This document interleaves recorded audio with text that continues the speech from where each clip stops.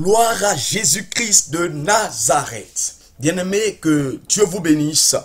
Ce matin encore, Dieu nous a mis à cœur de partager avec vous un nouveau thème. Le thème, c'est Satan et les sentiments des chrétiens. Satan et les sentiments des chrétiens.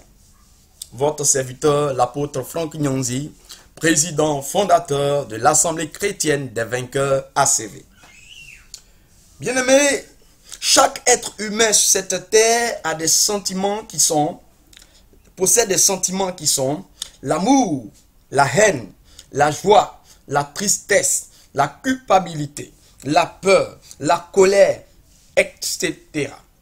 Ces sentiments ont un grand intérêt pour Satan, en ce sens qu'ils peuvent l'affaiblir ou le fortifier dans ses œuvres de déstabilisation des enfants de Dieu. Malheureusement, beaucoup d'enfants de Dieu ne savent pas cela ou tout simplement minimisent cette situation. C'est ce qui nous a poussé à développer ce thème, Satan et les sentiments des chrétiens. À travers notre thème de ce jour, nous voulons répondre aux préoccupations suivantes. Premièrement, pourquoi les sentiments des chrétiens intéressent tant le diable? Deuxièmement, comment ces sentiments peuvent affaiblir ou fortifier Satan? Et enfin, comment vaincre Satan par nos sentiments? Donc, bien-aimés, voici les préoccupations auxquelles nous voulons répondre à travers notre étude de ce matin. Donc, nous allons avec notre première préoccupation. Pourquoi les sentiments des chrétiens intéressent tant le diable? D'entrée de jeu, il faut signaler que Dieu a créé l'homme pour être heureux et joyeux. Le premier chapitre du livre de Genèse nous instruit suffisamment là-dessus. Quand on voit comment l'humanité a été créée, on se rend compte qu'il y a eu un planning avant toute chose. Quand on voit la chronologie de la création des différents éléments qui composent l'humanité, on se rend compte que la maquette existait déjà dans la tête du Créateur. Il savait ce qu'il faisait. L'analyse de ce premier chapitre du livre de Genèse nous montre non seulement que l'homme a été créé le 6e jour et qu'il est la dernière créature de Dieu. C'est après la création de l'homme que Dieu s'est reposé. Nous remarquons aussi qu'au verset 25 du même chapitre, c'est dit « Dieu vit que cela était bon ». Ensuite, au verset 26, nous remarquons encore une autre expression « Faisons les humains à notre image ». Bien-aimés, l'expression « Dieu vit que cela était bon » montre que le premier objectif de Dieu était atteint. Bien-aimés, avant la création du monde, Dieu avait deux objectifs à atteindre. Le premier objectif, c'était de créer d'abord tout ce qu'il fallait mettre à la disposition de l'homme en vue de lui donner de la joie, en vue de lui donner d'être heureux. Et le deuxième objectif était ensuite maintenant de créer l'homme. Donc, quand on voit l'expression « Dieu vit que cela était bon », cette expression montre que le premier objectif, qui était de mettre à la disposition de l'homme tout ce qu'il fallait pour lui apporter de la joie, était atteint. Cela montre aussi que toutes ces choses ont bel et bien été créées pour l'homme. Une autre expression vient confirmer cette thèse. Cette expression se trouve au verset 31 du même livre. Dieu vit alors que ce qu'il avait fait était très bon. Bien-aimé, au verset 26, on nous dit, c'était bon. Mais quand il finit maintenant de créer l'homme, quand il finit maintenant de créer l'homme, il dit maintenant que c'est très bon. Donc ça veut dire quoi? C'est parfait. L'objectif est finalement atteint. Bien-aimés, quand nous prenons Jean chapitre 16, le verset 24, la Bible nous dit ceci. Et là, c'est Jésus qui parle aux disciples au moment où il devait faire son ascension. Jusqu'à présent, vous n'avez rien demandé en mon nom. Demandez et vous recevrez, pour que votre joie soit complète.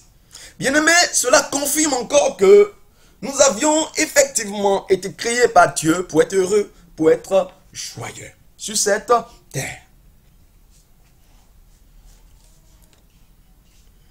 Dieu a démontré que nous sommes vraiment la prunelle de ses yeux.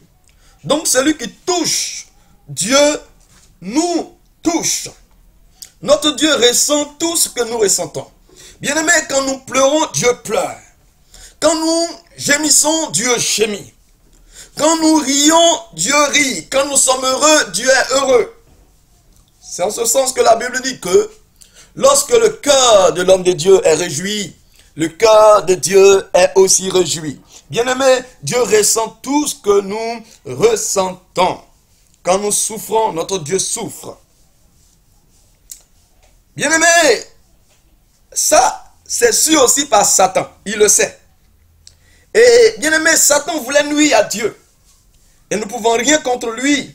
Il décide de s'attaquer à l'homme en vue de le faire souffrir. Bien-aimés, dès le départ, Satan a montré qu'il est un être déloyal, une créature déloyale, et il a été rejeté par Dieu. Satan était révolté contre notre Seigneur. Mais Satan aussi était conscient qu'il ne pouvait rien contre celui-là. Alors, Satan réfléchit et il s'est dit, bon, je veux atteindre Dieu, mais je ne peux pas. Que vais-je donc faire? Il dit, ah tiens, voici que Dieu crée un homme à son image. Et il déverse sur lui son amour. Alors moi, Satan, je vais détruire la vie de cet homme. Je vais faire souffrir cet homme. Et en le faisant ainsi, je pourrai atteindre Dieu. Donc, bien-aimés, voici pourquoi Satan s'attaque à nous. En réalité, c'est à Dieu que Satan a affaire. Mais comme il est conscient, il est sûr qu'il ne peut rien contre Dieu, alors Satan décide de s'attaquer à nous pour faire souffrir notre Dieu. Il veut, à travers cette tristesse qu'il nous fait subir, atteindre le Créateur. Satan est heureux de voir les enfants de Dieu dans la tristesse.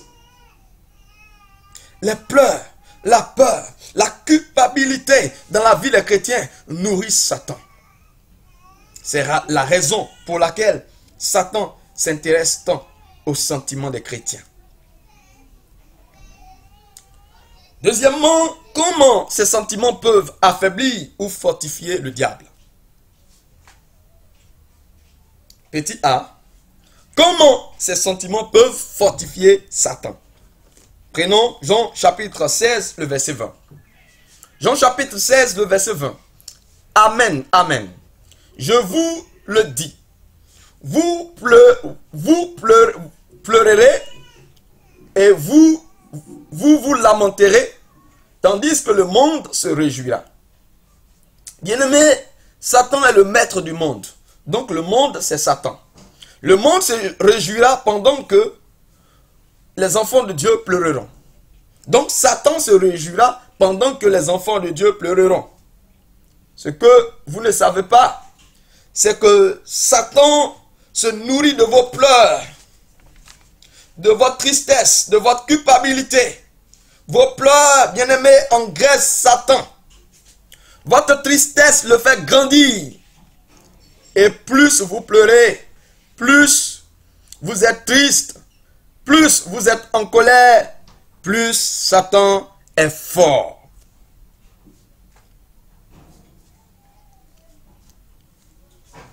B. comment ces sentiments peuvent affaiblir Satan? En réalité, ce que nous devons savoir, c'est que Satan n'a rien à faire avec notre argent, avec notre mariage, avec nos ministères. Ce qui intéresse Satan, c'est ce que nous ressentons. C'est nos sentiments.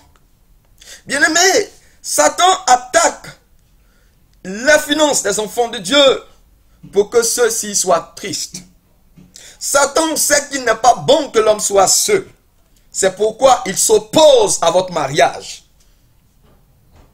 Pour que vous soyez triste ou pour que vous soyez en colère contre Dieu. C'est pour cela que Satan s'oppose à votre mariage. Donc, quand il fait tout cela et que vous continuez de louer Dieu, vous continuez de montrer votre attachement à ce Dieu, vous continuez de manifester votre joie en sa présence, Satan est désarmé. Satan est affaibli. Voyez l'exemple de Job.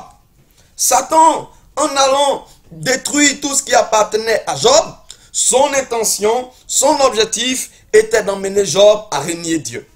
Mais malheureusement pour lui, Job continue de bénir Dieu. Et encore, il va plus loin jusqu'à frapper Job de la maladie. Mais malgré tout cela, Job continuait toujours de bénir Dieu. Et Satan a fini par être vaincu par Job. C'est pourquoi vous remarquerez que Satan fait plus de mal à tous ceux qui sont attachés aux choses matérielles. Tandis que ceux qui ne sont pas trop portés sur le matériel sont de grands dangers pour lui. Oui, bien-aimé. Oui, bien-aimé. Je m'adresse au ministre de l'Évangile. Lorsqu'un ministre de l'Évangile est trop porté sur le matériel, est trop porté sur les choses de ce monde, il a la merci du diable. Mais lorsqu'un ministre de l'Évangile n'est pas trop porté sur les choses matérielles, sur les choses de ce monde, Satan, il est un grand danger pour Satan.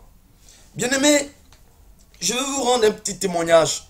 Lorsque j'ai accepté au début le Seigneur, je connaissais des moments difficiles.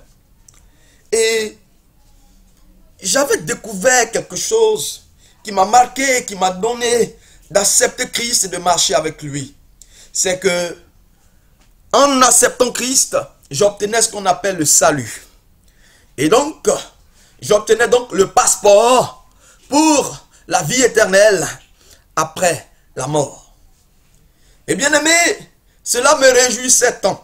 À tel point que je me disais, même si je n'ai pas les choses de ce monde, même si je n'ai pas de l'argent, même si je n'ai rien et que j'ai le salut, je crois que je suis béni. Je crois que je suis un homme béni. Et à force de m'attacher à cela, j'arrivais à surmonter les épreuves que je vivais. À tel point que dans ces moments de difficulté, dans ces moments même où je n'avais aucun vêtement, dans ces moments même où je n'avais pas de chaussures même pour porter, dans ces moments même où je connaissais la solitude, bien aimé, j'étais tout le temps joyeux. Et les gens ne comprenaient pas pourquoi un tel homme pouvait être toujours joyeux. Et on me surnommait le fou de Dieu. Oui, et je me faisais appeler comme ça le fou de Dieu. Bien aimé, un tel homme, qu'est-ce que Satan peut faire à un tel homme? Qu'est-ce que Satan peut faire à un tel homme? Il peut lui prendre son argent. Il peut lui prendre sa voiture. Il peut lui prendre tout ce qu'il veut. Mais cet homme continuera d'être heureux.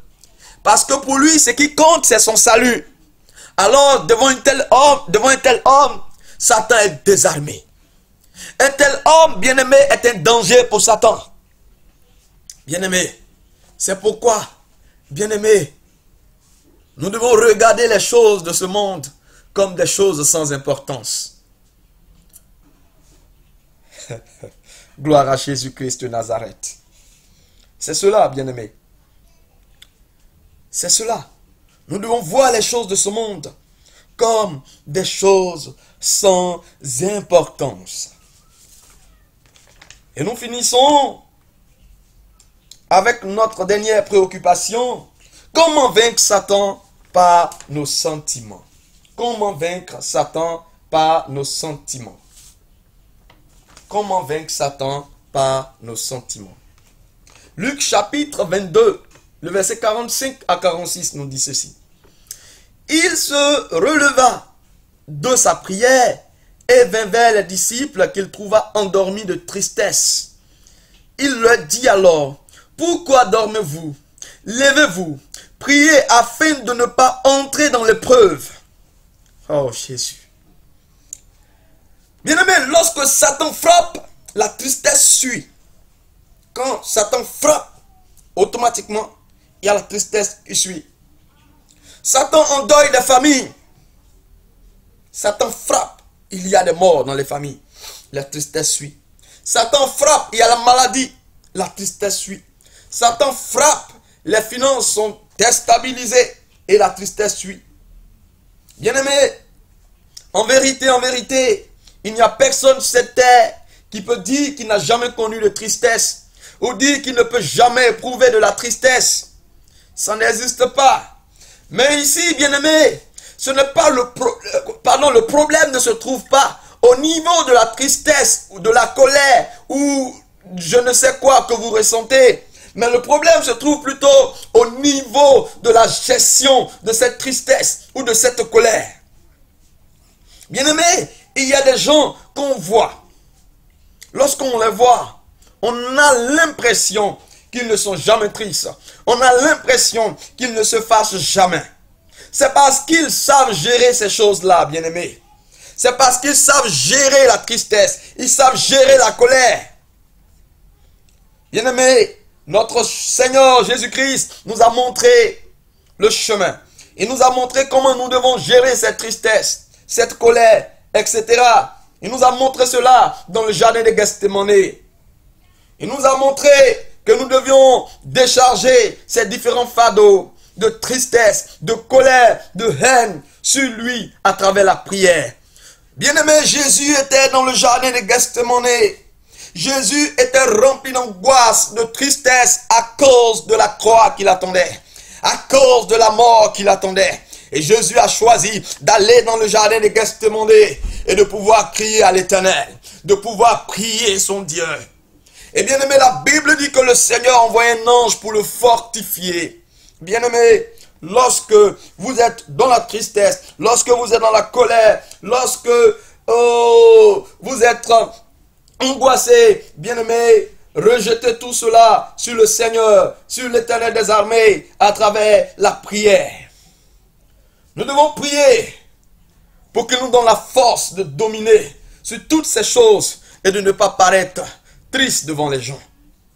Pour que là où les gens manifestent à votre égard de la haine, le manque de considération, l'irreconnaissance, que vous leur manifestez de l'amour, de la considération. Oui, de la considération envers même ceux qui ne le méritent pas. Bien-aimés, nous devons démontrer à Satan que nous sommes forts par celui qui nous fortifie. Bien-aimés, être fort, c'est pardonner à quelqu'un même qui ne le mérite pas. Bien-aimés, être fort, c'est rire lorsqu'on a toutes les raisons de pleurer. Être fort, bien-aimé, c'est afficher le bonheur lorsqu'on est malheureux. Bien-aimés, en réalité, nous n'avons pas affaire aux hommes. Il y a des gens qui courent à tout bout de champ pour expliquer leurs problèmes. Ils pleurent pas si, mais j'ai les problèmes, ça ne va pas, ici et là. Ils passent leur temps à aller de maison en maison pour pleurer. Comme si c'était eux seuls qui avaient des problèmes. Bien-aimé, la Sunamite, lorsque son enfant est mort, elle allait voir Élisée pour qu'il prie le Seigneur. Élisée envoyait Géasi vers la Sunamite. Et la Sunamite a dit à Géasi, et Géasi a demandé à la Sunamite si tout allait bien. Elle lui a répondu, tout va bien, tout va bien. Elle a compris qu'elle n'a pas affaire aux hommes. Elle a affaire au roi des rois, à l'Éternel des armées, qui est capable de ressusciter son enfant qui est mort. Et cet éternel des armées, ce Dieu vivant, était représenté par la personne d'Élisée. C'est pourquoi elle a dit, tout va bien. Donc, bien-aimé, c'est cela. Oh God, Jésus-Christ. C'est cela. Être fort, c'est afficher le bonheur lorsqu'on est malheureux. Être fort, c'est rester calme dans les moments de désespoir. Voici, bien-aimés, comment nous devons vaincre, ou comment nous pouvons vaincre Satan par nos sentiments. Donc, bien-aimés, voici ce que Dieu nous a mis à cœur de partager avec vous ce matin. Bien-aimés, pour retenir, nous disons que Satan n'a pas affaire aux hommes. Satan a affaire à Dieu. Mais il sait qu'il ne peut rien contre Dieu. Alors Satan jette son dévolu sur l'homme en qui Dieu a investi son amour pour le rendre triste, pour le détruire. En vue d'attrister le Seigneur qui avait pour objectif de rendre l'homme heureux, qui avait pour objectif de créer l'homme pour qu'il soit heureux et joyeux sur la terre. Mais bien aimés, ne devons pas avoir peur de Satan, parce qu'il a peur de Dieu. Et Dieu, sachant que Satan ne peut rien contre lui, et que donc il jette son dévolu sur l'homme, Dieu a décidé de s'investir en l'homme. Dieu a décidé de tout donner à l'homme.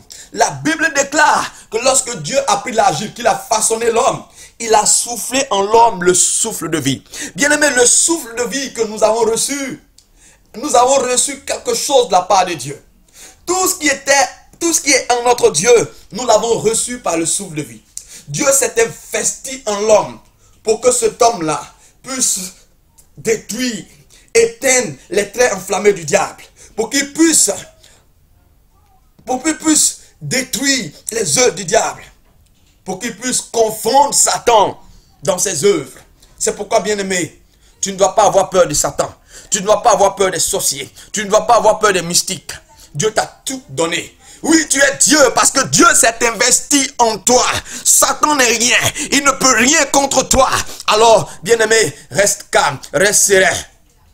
Face à toute situation qui se présente à toi. Ton Dieu ne dort pas. Ton Dieu est là avec toi. Tu ne seras jamais, jamais, jamais seul. Que Dieu nous bénisse. C'était l'apôtre Franck Nyonzi, votre serviteur, président fondateur de l'Assemblée chrétienne des vainqueurs. Que Dieu nous bénisse ce matin. Amen.